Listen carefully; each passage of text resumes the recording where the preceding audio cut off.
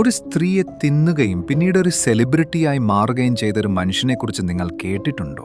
1981 പാരീസിൽ പഠിക്കുകയായിരുന്ന ജാപ്പനീസ് വിദ്യാർത്ഥിയായ ഇസെ സഗാവ ചിന്തിക്കാൻ പോലും കഴിയാത്തൊരു കാര്യമാണ് ചെയ്തത്. കവിത വായിക്കാൻ വേണ്ടി തന്റെ ഡച്ച് ക്ലാസ്മേറ്റായ റെനി ഹാർട്ട്വെൽറ്റിനെ അദ്ദേഹം തന്റെ അപ്പാർട്ട്മെന്റിലേക്ക് ക്ഷണിച്ചു.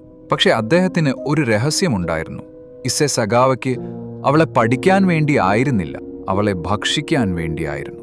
അന്ന് രാത്രി അവളുടെ കഴുത്തിൽ വെടിവെച്ച ശേഷം ശാന്തനായി അവളുടെ ശരീരഭാഗങ്ങൾ തിന്നാൻ തുടങ്ങി. എല്ലാ കാര്യങ്ങളും അദ്ദേഹം രേഖപ്പെടുത്തി, ഫോട്ടോകളെടുത്തു, കുറിപ്പുകൾ എഴുതി.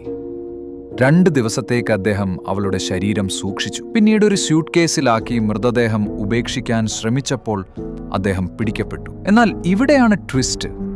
അയാൾ ഒരിക്കലും ജയിലിൽ പോയില്ല. ഫ്രാൻസിൽ മാനസികമായി രോഗിയാണെന്ന് പ്രഖ്യാപിക്കപ്പെട്ടതിനെ തുടർന്ന് അദ്ദേഹത്തെ ജപ്പാനിലേക്ക് നാടുകടത്തി. അവിടെ അധികാരികൾ അദ്ദേഹത്തിന് മാനസിക രോഗമില്ലെന്ന് കണ്ടെത്തി. എന്നാൽ ഫ്രാൻസിൽ കേസുകൾ പിൻവലിക്കപ്പെട്ടതിനാൽ ജപ്പാന് കേസെടുക്കാൻ കഴിഞ്ഞില്ല.